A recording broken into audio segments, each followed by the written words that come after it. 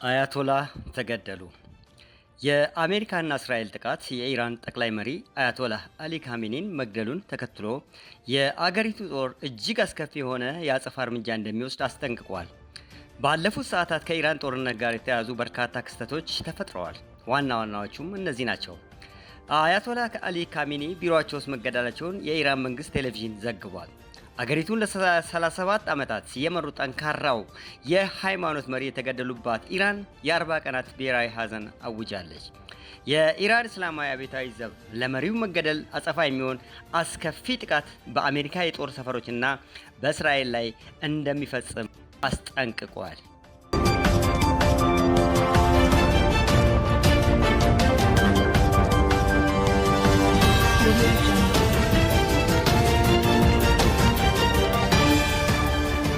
አያቶላህ አሊ ኻሜኒ መገደላቸውን የኢራን መንግስት አረጋግጦ 40 የሐዘን ቀናትን አወጀ። አያቶላህ ካሜኒ ማን ናቸው? የኢራን ጠቅላይ መሪ አያቶላህ አሊ ካሜኒ መገደላቸውን የኢራን መንግስት አረጋግጦ 40 የሐዘን ቀናትን አወጀ። መሪው እስራኤልና አሜሪካ ቅዳሜ ዕለት ቴህራን ውስጥ በፈጸሙት ጥቃት መገደላቸውን የአገሪቱ የመንግስት መገናኛ ብዙሃን አረጋገጡ። ከኢራን ብሔራዊ የደህንነት ጠቅላይ ምክር ቤት ወጥቶ በሀገሪቱ መገናኛ ብዙሃን በተነበበው መግለጫ ላይ እንደተገለጸው አያቶላህ ኻሜኒ የተገደሉት ቅዳሜ ጠዋት ጽሕፈት ቤታቸው ላይ በተፈጸመው ጥቃት ነው። የጠቅላይ መሪውን ሞት ተከትሎ በመላው አገሪቱ 40 የሐዘን ቀናት የታወጀ ሲሆን የባለሙያዎችና የሃይማኖት መሪዎች ምክር ቤት የሆነው የአመራር ጉባኤ በአስቸኳይ የተገደሉትን መሪ የሚተካ ሰው ይሾማል ተብሎ ይጠበቃል። የሀገሪቱ ፕሬዝዳንትና ሌሎች ሁለት ከፍተኛ ባለስልጣናት በቀጣይ የሚደረገውን የመሪ ሽግግር እንደሚመሩም ተገልጿል። በቅዳሜ ዕለቱ ጥቃት ከአያቶላህ ኻሜኒ በተጨማሪ ከ200 በላይ ሰዎች መገደላቸውን ቀይ ጨረቃና ሌሎችም ምንጮች ያስታወቁ ሲሆን ከእነዚህ መካከል 40 የሚሆኑ የኢራን መንግስት ባለስልጣናት እንደሆኑ እየተነገረ ነው። በጥቃቱ የኻሜኒ ሴት ልጅ ባሏና የልጅ ልጃቸው መገደላቸውን ከኢራን እስላማዊ አብዮታዊ ዘብ ጋር ቅርበት ያላቸው መገናኛ ብዙሃንም ዘግበዋል። አያቶላህ አሊ ኻሜኒ ከልጅነት እስከ እውቀት፣ ከእስር እስከ ስደት፣ ከአብዮተኝነት እስከ መሪነት በአውሮፓውያኑ 1979 የተካሄደውን የኢራን እስላማዊ አብዮት ተከትሎ ላለፉት 45 ዓመታት በላይ የኢራን መንግስት ዋነኛ ስልጣንን ተቆጣጥረው የቆዩት አያቶላህ የሚባሉ መንፈሳዊ ጠቅላይ መሪዎች ሁለት ብቻ ናቸው። አብዮቱን ተከትሎ ወደ መሪነት የወጡት አያቶላህ ኻሜኒ በስልጣን መንበር ላይ በቆዩት ለ10 ዓመታት ሲሆን የእሳቸውን ሞት ተከትሎ ከ35 ዓመት በላይ የኢራን ጠቅላይ መሪ ሆነው በፈታኝ ሁኔታ ውስጥ የቆዩት አያቶላህ አሊ ኻሜኒ መገደላቸው ተነግሯል። እስራኤል ከምድረ ገጽ እንድጠፋ ይፈልጋሉ ስትል ምክትላቸውን ኻሜኒን ለማጥመድ ለ10ታት ስታደባ ቆይታለች። የእስራኤል የስለላ ተቋማት ኢራን ውስጥ ከታወቁ የኒውክሌር ሳይንቲስቶች አንስቶ ወደ ወታደራዊና ፖለቲካዊ ባለስልጣናት እንዲሁም በጥብቅ ሲጠበቅ የነበረውን የሐማስ መሪን እስማኤል ሐኒየን ጨምሮ ኢራን ውስጥ መግደል ችለዋል። ጠቅላይ መሪውን ግን በቀላሉ ኢላማ ሊያደርጓቸው ሳይችሉ ቆይተዋል። ቅዳሜ ጠዋት የካቲት 21 2018 ዓ.ም ቴህራን በሚገኘው የአያቶላህ አሊ ኻሜኒ መኖሪያ ቤት ላይ በፈጸመችው ከባድ ጥቃት መገደላቸው ተረጋግጧል። የኢራን እስላማዊ ሪፐብሊክ ጠቅላይ መሪ የነበሩት የ86 ዓመቱ አዛውንት መሪ ግን ማን ነበሩ? በኢራን አብዮትና በጠቅላይ መሪነት ውስጥ ምን ሚና ነበራቸው? ከየትስ ተነስተው ከኢራን ጠቅላይ መሪነት ላይ ደረሱ? አያቶላህ አሊ ኻሜኒ እንደ አውሮፓ አቆጣጠር በ1979 በተካሄደው የኢራን አብዮት በኋላ ሁለተኛው የአገሪቱ የበላይ መሪ ሲሆኑ ከ1989 ጀምሮ በበላይ መሪነት ስፍራ ላይ ይገኛሉ። ወጣት ኢራናውያን ያለ እርሳቸው አመራር ህይወትን አያውቋትም። ኻሜኒ ሽኩቻ በበዛበት የኃይል ማዕከል ውስጥ ተቀምጠዋል። ማንኛውንም ህዝብ ፖሊሲ ጉዳይ ውድቅ ማድረግ እንዲሁም መሾምና የመሻር ውሳኝ ስልጣንም አላቸው። ኻሜኒ የሀያሉ የኢራን እስላማዊ አብዮታዊ ዘብ ጓድን የሚያጠቃልል የጦር ኃይል ዋና አዛዥና የአገሪቱ መሪ እንደመሆናቸው ስልጣናቸውም ቀላል አይደለም። ኻሜኒ በአውሮፓውያኑ በ1939 በኢራን ሁለተኛዋ ትልቅ ከተማ ማሽሃድ ነው የተወለዱት።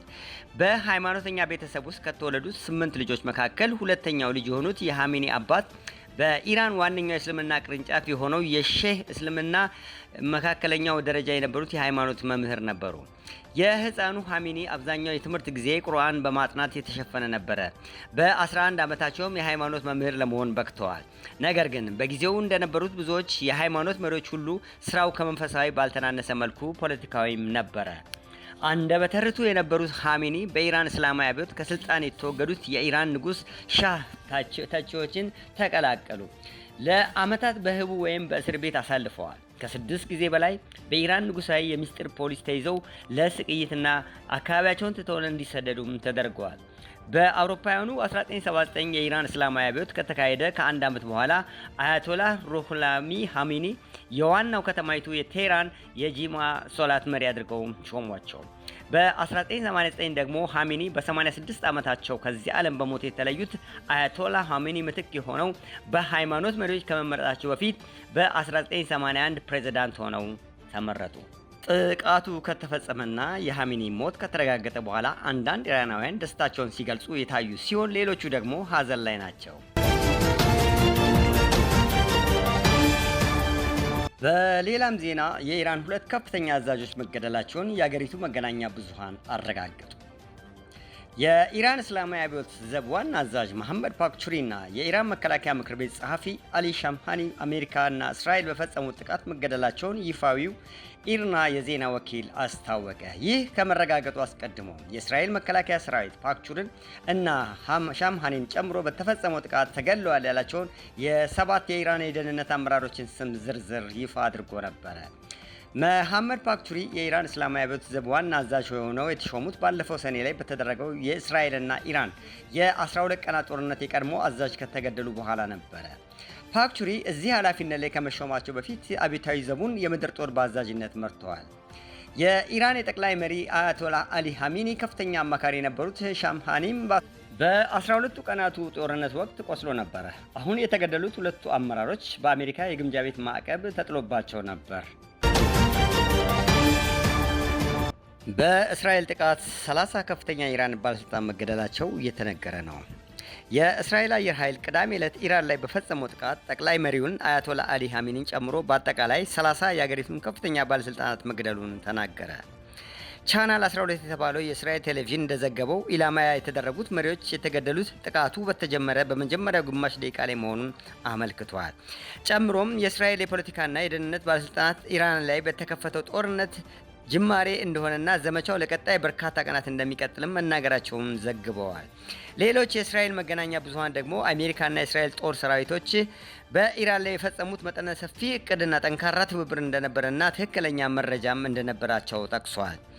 በኢራን ላይ የተፈጸመው ጥቃት ተከትሎ የተባበሩ መንግስታትና አገራት ተቃውሟቸውን እያሰሙ ነው። የእስራኤል ባለስልጣናት እንደሚፈልጉት አሜሪካ ዘመቻቸውን ለረጅም ጊዜ የማካሄድ ፍላጎት ላይኖራት እንደሚችል የመከላከያ ተንታኙ የኦቭሊምር ተናግረዋል። በጥቃቱ በምክር ቤት አባላትና በአሜሪካውያን ተቃውሞ እየቀረበባቸው ያሉት ትራምፕ ኢራን ውስጥ የሚፈልጉት የስርዓት ለውጥ እስኪመጣ ላይቀጥሉ ይችላሉ። የኢራን መንግስት ዕጣ ፈንታ ምን ይሆናል? አሜሪካና እስራኤልስ ለምን አሁን ጥቃት ሰነዘሩ? የኢራን መንግስት ህልውናው አደጋ ውስጥ መውደቁን ተንታኞች ይናገራሉ። አሜሪካና እስራኤል የከፈቱት የተቀናጀ ወታደራዊ ጥቃት የኢራንን መንግስት የመለወጥ ዓላማ አንግበዋል። ከ6 ወራት በፊት ኢራንና እስራኤል ለ12 ቀናት ተዋግቶ ነበረ። አሁን ግን እስራኤልና አሜሪካ የኢራን ወታደራዊ መቀመጫዎችን ኢላማ በማድረግ ጥቃት አድርሰዋል። ኢራን በእስራኤል ላይ የአጸፋ እርምጃ ወስዳለች። የእስራኤል መከላከያ እንዳለውም የአሜሪካ ወይም አጋሮቿ ወታደራዊ መቀመጫ የሚገኝባቸው ከተሞች ማለትም በዱባይ፣ ዶሃ፣ ባህሬን እና ኩዌት ላይም ኢራን ጥቃት ፈጽማለች። ለምን አሁን? በዩሮፒያን ካውንስል እና ኢንፎርሜሽን ሪሌሽን ከፍተኛ ተመራማሪ የሆኑት ኤሊ ገርናማያ እንደሚሉት ፕሬዚዳንት ዶናልድ ትራምፕ አሁን ላይ ለምን ጥቃት ሰነዘሩ ከሚለው ጥያቄ ጀርባ ፖለቲካዊ ምክንያት ማስቀመጥ ይቻላል። የትራምፕ ግብ የኢራንን መንግስት መለወጥ መሆኑ ግልጽ ነው። ለኢራን መንግስት እጅ መስጠት አይፈልጉም ይላሉ። ትራምፕ በትሩዝ ሶሻል ማህበራዊ ጉዳይ ሚዲያ ገጻቸው ባስተላለፉ መልእክት የኢራን ወታደሮች እጃቸውን ካልሰጡ ሞት ይጠብቃቸዋል ብለዋል። ኢራናውያን መንግስታችሁን ለመቀየር በዚህ ትውልድ አንዴ ብቻ የሚመጣ እድል አላችሁ ሲሉም አክለዋል። ተመራማሪዋ ኤሊ እንደሚናገሩት አሜሪካ በኢራን ላይ ወታደራዊ እርምጃ መውሰዷ ለቀጠናው ቀውስ በር የከፈተ ነው። ኢራን አጸፋዊ ምላሽ መስጠቷም አይቀርም። ሮያል ዩናይትድ ሰርቪስስ ኢንስቲትዩት በተባለው የዩናይትድ ኪንግደም ቲንክ ታንክ ተመራማሪ የሆኑት ኤችኤ ሃይለር ጥቃቱ የተፈጸመው ኢራን ጥቃት እንዳታደርስ አስቀድሞ ለመከላከል አይደለም ይላሉ። ድርድር እየተካሄደ ሳለ ነው ጥቃቱ የተፈጸመው። የቀጠናው አሸማጋዮች ትኩረት ድርድሩ ላይ እንደሆነ ከተደረገ በኋላ ጥቃቱ ደርሷል በማለትም ያስረዳሉ። ከአደራዳሪዎች አንዱ የሆኑት የኦማን የውጭ ጉዳይ ሚኒስተር የኢራንና አሜሪካ ንግግር ላይ ጉልህ መሻሻል መታየቱን በገለጹ በሰዓታት ውስጥ ነው ጥቃቱ የተፈጸመው። የኦማን የውጭ ጉዳይ ሚኒስትር የሰላም ስምምነት ላይ ለመድረስ ተቃርበናል፣ እዚያ ነጥብ ላይ ለመድረስ ለዲፕሎማሲ እድል መስጠት አለብን ሲሉ ለሲቢሲ ተናግረዋል። ጥቃቱ ከተፈጸመ በኋላ ሚኒስትሩ በጣም ደንግጫለሁ ሲሉ በኤክስ ገጻቸው ጽፈዋል። ጥሩ እየሄደ የነበረው ድርድር ከስሟል። በዚህ ጥቃት አሜሪካም ዓለምም አይጠቅምም። በጥቃቱ ለሚጎዱ ንጹሐን እጸልያለሁ። አሜሪካ ከዚህ በላይ በጥቃቱ መቀጠል የለባትም። ጦርነቱ የአሜሪካ አይደለም በማለትም ተናግረዋል። ቴህራን ያለችበት ሁኔታ። በኢራን ላይ የተሰነዘረው ጥቃት የአገሪቱ መሪዎች የህልውና አደጋ ውስጥ እንዲወድቁ ያደረገ ነው። ተመራማሪዋ ኤሊ እንደሚናገሩት የኢራን እስላማዊ አብዮታዊ ዘብ የደህንነት አደጋ ተደቅኖበታል። የሚያራምደውም እሳቤ ቀጣይነትም አጠያያቂ ሆኗል። የኢራን ውጭ ጉዳይ ሚኒስትር አባስ አራግቺ የአገሪቱን ሉዓላዊነት ለማስጠበቅ ባለው ወታደራዊ አቅም ራሳቸውን እንደሚከላከሉም ገልጸዋል። ቴህራን ራሷን ለመከላከል የምታደርገው ጥረት ከፍተኛ የኃይል እርምጃ እንድትወስድ የሚያነሳሳ መሆኑን ኤሊ ያስረዳሉ። ሌላኛው ተንታኝ ሃይለር በበኩላቸው ኢራን እርምጃ የወሰደችበት ፍጥነት የተጋረጠባትን አደጋ ትልቅነት ያሳያል ይላሉ። ኢራን በአፋጣኝ የተቀናጀ እርምጃ በመውሰድ ራሷን በመከላከል ላይ ትገኛለች። በአፋጣኝ እርምጃ መውሰድ ሁለት ጥቅም እንዳለውም ባለሙያው ያስረዳሉ። አንደኛው ጦርነቱን ቀጠናዊ በማድረግ የአሜሪካን ወታደራዊ ሰፈሮች መጉዳት ነው። ሁለተኛው ደግሞ አሜሪካና እስራኤል ላይ ጉዳት በማድረስ ጥቃት ከመፈጸም እንዲቆጠቡ ጫና ማሳደር ነው። ይህም የኢራን መንግስት እንዳይወድቅ ሊያግዝ ይችላል። በቻተም ሃውስ ቲንክ ታንክ የመካከለኛው ምስራቅና ሰሜን አፍሪካ ጥናት ክፍል ዳይሬክተር ሳናም ቫኪል እንደሚሉት የኢራን እስላማዊ አብዮት ዘብ ራሱን ከውድቀት ለመታደግ እየሞከረ ነው። ራሱን በፍጥነት ከውድቀት ማዳን የሚችለው ጦርነቱን ቀጠናዊ በማድረግ ነው። ብዙ ሀገሮች መረጋጋት ሲርቃቸው ጦርነት በአጠቃላይ ከመካከለኛው ምስራቅ ይሆናል ይላሉ አጥኚዋ። አክሲስ ኦፍ ሬዚስታንስ በሚል የሚታወቁት የኢራን አጋሮች ከቅርብ ጊዜ ወዲህ የተደጋጋሚ የጥቃት ሰለባ ቢሆኑም አቅማቸውን ማደራጀት እንደሚችሉም ተንታኞች ያስረዳሉ። በእስራኤል ኢንስቲትዩት ፎር ናሽናል ሴኪሪቲ የሚሰሩት የኢራን ተመራማሪ ዳን ስቲኖዊዝ እንደሚሉት በኢራን ላይ የሚደርሰው ጥቃት በተራዘመ ቁጥር በቀጠናው ያሉ ታጣቂዎችም እርምጃ መውሰድ ይቀጥላሉ። አሜሪካና እስራኤል አሁን ላይ ጥቃት ለመሰንዘር የወሰኑት የኢራን መንግስት ደካማ ነው ብለው ከማመናቸው እንደሆነም ያስረዳሉ። የሁለቱ ሀገራት የተቀናጀ ጥቃት የኢራንን አስተዳደር በማዳከም የመንግስት ለውጥ እንደሚያመጣም ያምናሉ። የአሜሪካና እስራኤል ስሌት የተሳሳተ ከሆነ ግን ከፍተኛ ቀውስ እንደሚከተልም ይገልጻሉ። አሁን እየተፈጸመ ያለው ጥቃት የኢራን መንግስት እጅ እንዲሰጥ የሚያደርግ ላይሆን ይችላል። ከዚህ በኋላ የዲፕሎማሲያዊ መንገድ መከተልም የማይቻል አይመስልም። ታዲያ እንዴት ስኬታማ መሆን ይቻላል ይላሉ። ግጭቱስ እንዴት ይቆማል? ግጭቱ እንዴት ይቆማል? ተንታኞች የሚስማሙበት ነጥብ የኢራን መንግስት አጣብቂኝ ውስጥ መግባቱን ነው። ይህ ለአሜሪካና መካከለኛው ምስራቅ የተራዘመ ጦርነት መነሻ ሊሆን ይችላል ይላሉ ኤሊ። ትራምፕ የመንግስት ለውጥ ለማምጣት የገቡበት ቢሆንም ረጅም እና ፈታኝ ጉዞ ይጠብቃቸዋል። ነገሮች የበለጠ ውስብስብ የሚሆኑበት እድል ሰፊ ነው። ሃይለር በበኩላቸው ግጭቱ ለቀናት ወይም ሳምንታት ይቀጥላል። ኢራን የአጸፋ ምላሽ መስጠት ስትቀጥል የሀገሪቱ መንግስት ቀውስ ውስጥ መውደቁ አይቀርም ሲሉ ያስረዳሉ።